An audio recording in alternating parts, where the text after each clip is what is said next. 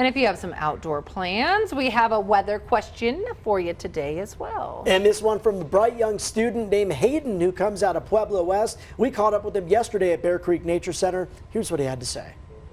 My question is why is it always 10 degrees colder up here? Hayden, that is the million-dollar question, my friends. I'm going to show you the temperature trends for the next 5 days to give you an idea. Well, Pueblo is warmer because of their elevation. They're about 1,500 feet lower than the Springs, so lower elevation areas typically are a little bit warmer, especially in our warmer spring and summer months than higher elevation areas. And we know that as we travel up into the mountains, we typically have that cooler air. So in Pueblo over the next 5 days, we'll be in the 80s today and Sunday, 90s on Saturday. Then a cold front uniformly cools down southern Colorado. For Pueblo, you'll drop down to the 60s by Monday afternoon. For the Springs, notice how we're a little bit cooler than Pueblo.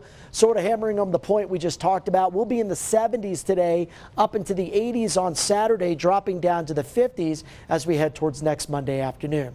All right, let's show you the weather headlines. Actually, we'll skip to the Cheyenne Mountain camera. A gorgeous start. We did see a few clouds early on this morning, but it looks like they're already thinning out. Look at that stunning view of Pikes Peak in the distance. 42 degrees over the past hour or so. That temperature hasn't changed much since it updated around 6 a.m. 33, the latest observation in Pueblo, so it's chilly down into the Arkansas River Valley, which is sort of counterintuitive of what I just talked about. That is because cold air does sink into the overnight hours, and then as the air mass warms, it lifts away and the heat settles in for the afternoon.